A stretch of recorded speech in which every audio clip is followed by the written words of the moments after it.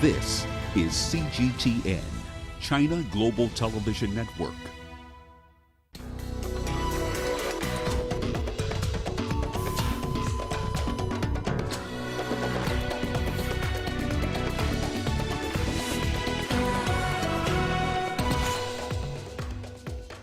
Ethiopia rejects U.S. accusations of ethnic cleansing in Tigray region. Africa's coronavirus cases climb to more than 4 million, but more countries are rolling out vaccination campaigns.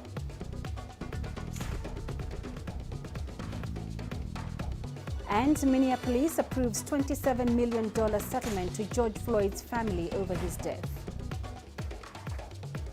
Hello and thank you for joining us on Africa Live. I am Peninah Karibe. Also lined up tonight, Paralympians in rush against time to secure qualifications for the Tokyo Games. We start in Ethiopia, where the government has rejected claims made by the U.S. of ethnic cleansing taking place in Tigray. In a tweet, the Foreign Affairs Ministry called the claims completely unfounded. Secretary of State Antony Blinken made the claims while addressing Congress and called for full accountability. The Ethiopian government launched a military operation in the region against the TPLF in November. For more details, let's cross over to Girum Chala. He's live for us in Addis Ababa. Girum, a strong denial there by Ethiopian authorities. What more details can you give us? So, as you've said, Peninah, the Ethiopian government, especially the Foreign Affairs Ministry, has been, saying that the U.S. allegation about ethnic cleansing in the Tigray regional state is unacceptable and something that is really unfounded. As you remember, several human rights organizations, including the Human Rights Watch and the U.S. government, have been calling for investigations to take place in the Tigray regional state. They are saying that the Eritrean soldiers especially have been killing people and also, abusing human rights in that region after a law enforcement mission was completed in that regional state. But Ethiopia is saying time and again that that is really not true. And if there are any criminal activities that were reported in that region or committed in that region, it is now ready to cooperate with any independent party which wants to come in and also find out what really happened. Otherwise, the allegations that are being made, including ethnic cleansing and ethnic profiling of the Tigray nationals, is really false, and people or organizations and governments must refrain from making those kinds of statements. Peninah, on the other side, the Ethiopian government is working also with its own human rights organizations to find out what really happened in the Tigray regional state in case there are atrocities or also criminal activities are committed in that regional state. And it is promising that it will bring those people behind it if they are found committing this kind of crimes into justice, and they will really be punished if that is going to be the case. So in general terms, the Ethiopian government is promising that justice will be served, but then again, there is no ethnic cleansing that has taken place in this regional state, but any international party organization, including the United Nations, can come independently and verify on their own to find out what really happened. So far what we know is the allegations are highly rejected by the Ethiopian government. Peninah. All right, Girum, thank you for that update. Girum Chala live in Addis Ababa. Now to the latest on the COVID-19 pandemic on the continent. The Africa Centers for Disease Control and Prevention says the number of infections have hit the 4 million mark.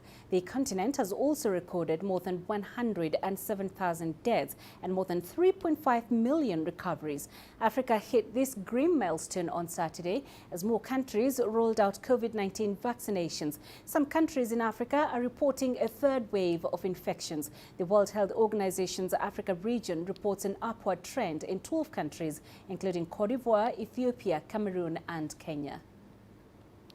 Meanwhile, health officials in the Democratic Republic of Congo have delayed the rollout of the AstraZeneca vaccine. This follows reports of the formation of blood clots in some people who had been vaccinated in Europe. The campaign was slated for March the 15th. CGTN's Chris Chamringa has more from Kinshasa. The DRC Health Ministry's decision to postpone the use of the AstraZeneca vaccine comes a week after the country received 1.7 million doses of the vaccine under the COVAX program. The postponement comes on the heels of the suspension of the vaccine by several European countries. Officials in Denmark, Norway, Iceland and Bulgaria cited the formation of blood clots in some people who were vaccinated as the reason to suspend its use. But scientists from the World Health Organization say the vaccine is safe. They say they found no link between the AstraZeneca jab and an increased risk of developing a clot. The DRC was set to start its vaccination campaign on the 15th of March. It's still not clear when the campaign will resume. The country has recorded more than 22,000 COVID-19 cases and over 700 deaths since March last year. Chris Sochamringa, CGTN, Kinshasa, Democratic Republic of Congo. We're now joined by Dr. Bharat Pakhania, a senior clinical lecturer at the University of Exeter Medical School in the UK. Dr. Pakhania, thank you for joining us tonight. So 4 million cases in Africa and still climbing. What is your assessment of Africa's response to the pandemic so far? The difficulty with Africa is that they haven't got the logistics support for controlling and subduing the number of cases. The things that are in favor of Africa is that it has a younger population. Otherwise, we would have unfortunately seen a lot more deaths. What concerns me even more is that the vaccines have not been supplied in large numbers to the continent of Africa. We really need the European Union, the United States and other affluent countries and the WHO and the World Trade Organization to work together to deliver guaranteed supplies of vaccines for the African continent. Now, wealthy countries are resisting pleas to temporarily suspend intellectual property rights. This would have made the jabs cheaper for developing countries. Is there any recourse for poorer nations? No, it's very difficult because this clearly shows that if you are rich enough, you will get your vaccines. Otherwise, you have a headache on your hands, and unfortunately, the poor citizens in Africa suffer. It's very unfortunate, and this is something that the World Trade Organization and the World Health Organization ought to sort out. And furthermore, this thing should be a case of something to be embarrassed about, not thinking about supporting Africa in its hour of need. All right, Dr. Bharat Pakhania, thank you very much for joining us tonight. 250,000 Egyptians have applied for the COVID-19 vaccine so far.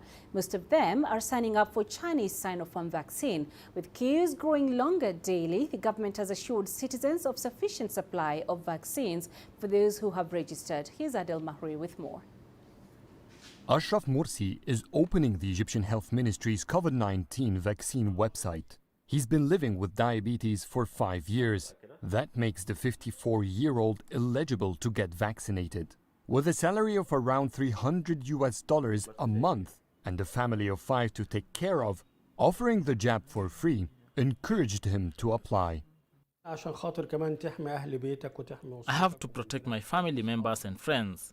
I cannot afford to stay at home. At work, I interact with so many people. The vaccine is a good protection for me. Some of my friends and colleagues at work got infected. I felt it's easy to get the disease. I want to be safe. It's also great from the government to pay for the vaccine. It's helping us because many people cannot afford to pay for the vaccine. Many people won't be able to take it otherwise. Ashraf now has to wait for a confirmation SMS from the Health Ministry with his vaccination date. With only a few thousands getting the jab every day, he might wait a while before his turn comes. Mrs. Madiha Saleh and her spouse, on the other hand, were very lucky. They got their confirmation messages. Excited to get the jab, her husband Samir Allam took her a day earlier for a 45-minute drive from their home to this vaccination center to make sure they have the right place and that their names are on the list. By the way, I came today to be sure about the place and to be in time, very punctual, to be in time to have this vaccine. That's why I came this morning to have to know where it is the place. I don't want to waste time tomorrow, just to come in time and to have the vaccine, because I am confident in this vaccine, 100%. I registered only 3 days ago. I received this message this morning to come and have the vaccine. It is very well organization. I took the COVID-19 and I suffered a lot. So I heard that after a few months you can take it once more. So that's why I am keen to have the vaccine. That's why. And I'm quite old. I'm not young. how old are you? Huh? How old are you? Oh no, I won't tell you. No, that's a secret for women. People 65 years old and above, or those with chronic disease, can apply. Even patients who got infected with COVID-19 can apply for a vaccine, but only 3 months after their recovery. According to the Egyptian Prime Minister's office, more than 250,000 people applied during the first 2 weeks of registration. Most of them are getting China's Sinopharm COVID-19 vaccine. The government says it's expecting 4 million doses by the end of the month, out of 8.6 million jabs from AstraZeneca. Adil Mahroui, CGTN, Cairo. The month of March marks 1 year since the first COVID-19 cases were recorded across Africa. CGTN's Wang Mengji spoke to an expert on how the economic impact from the virus, especially supply chain disruptions, have affected Chinese companies doing business on the continent. Africa has been hit hard by COVID-19. Available statistics today to show around 3% of the continent's population has contracted the virus, and the regional economy could take a beating. With a UN report from March showing Africa could face its first recession in 25 years, with output losses due to the virus estimated to reach $99 billion. Additionally, the IMF says Africa registered the slowest growth in the world in 2020, with its GDP falling by 2.6% last year. Africa could learn from China, which has formed a whole industrial supply chain. Companies involved in such a chain help it grow by fostering its self-circulation. Africa has been a source of raw materials for global industries, but the onset of COVID-19 has disrupted the supply chains, including for said materials. So how have supply disruptions from Africa impacted the Chinese industrial companies? Raw materials can be produced like they usually are.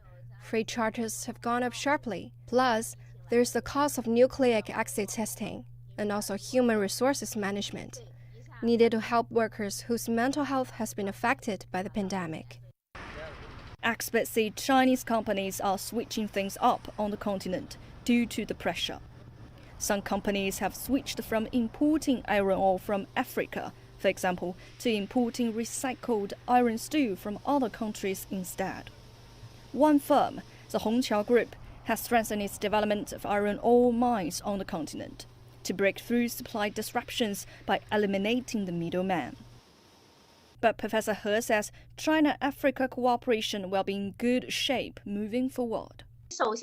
China will launch its vaccination program for both Chinese and African employees on the continent, which will build a more secure bamboo fence for health security.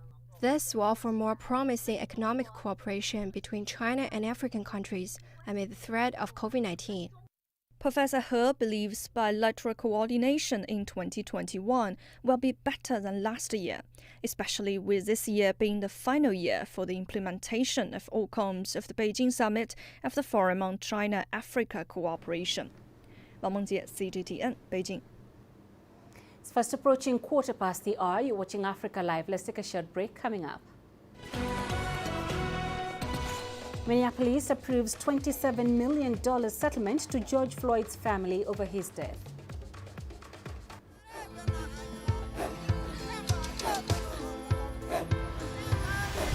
Africa is a continent of diversity, with varied climates and enchanting geography, and a people so distinct but with a shared enduring spirit. We are at the heart of the continent to bring you the untold stories. Let's have a look. We celebrate Africa as it shapes its own destiny. Tunis, Cairo, Juba, Johannesburg, Ethiopia, Tanzania. Africa Live. Find your voice.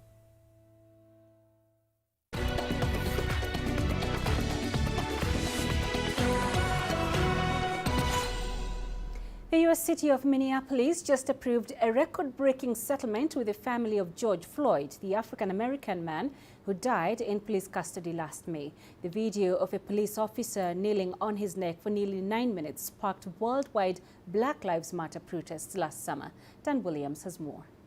Historic, that's how George Floyd's family attorney, Ben Crump, described this settlement. $27 million US. That's how much the Minneapolis City Council have agreed to pay the Floyd family. It was voted for 13 votes to 0, so it was a unanimous decision by the Minneapolis City Council, and $500,000 of that $27 million will go to George Floyd Square. Businesses and residents impacted by the death of George Floyd. Now, Ben Crump going on to say that Mr. Floyd died because of the weight of the Minneapolis Police Department was on his shoulders. Now, May the 25th last year, Derek Chauvin was filmed by a bystander kneeling on George Floyd's neck for almost 8 minutes. He still faces murder and manslaughter charges, but this civil case, this was brought by the family against the Minneapolis City. The family saying they are grateful for the settlement, but that no amount of money can bring George Floyd back. By their actions and their commitment to equality, justice, and humanity, today they have shown that the life of George Floyd and Black Lives Matter to them. Understand that this isn't over. Those officers will be held accountable. There is a prosecution team that actually cares and is fighting. Well, in terms of Derek Chauvin's trial, we are now at the halfway stage in terms of selecting a jury. 4 days have now passed. We now have 7 jury members, 5 men, 2 women. It is a painstaking process. We had 3 people selected on the opening day, a further 2 people selected on the Wednesday, and then a person yesterday and a further person today. The opening arguments, we expect that to begin on March the 29th with opening statements. Then we should have around 4 weeks of testimony before a verdict is expected around about the end of April, beginning of May. Dan Williams, CGTN, Chicago. In Kenya's Baringo County, cases of gender-based violence are on the rise. This has led to the deaths of several women in the county. CGTN's Nick Mudimba takes a closer look at the issue. Deep in Kenya's Baringo County, cases of gender-based violence are taking an abnormal shift. It was the husband and the other is the wife. These are 2 graves of a man and his wife. After disagreement with the wife, the man got into a scuffle with her and ended her life and was lynched by a mob, leaving behind 2 children who are now staying with a relative. He killed his wife because she went to harvest millet on his land. They have been fighting for a very long time.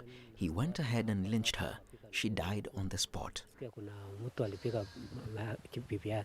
orphans are now struggling. A distant relative with a big heart came to their rescue. Affording a meal and consistency in schooling is a problem, all courtesy of gender-based violence. I went to save the kids from their grandmother because they had no food. They were not going to school. Even now, they have no shoes, no uniform. When the parents died, no one bothered to check on them. It's so bad to hit a woman. Look at the kids now. They are suffering because they have no mother or father.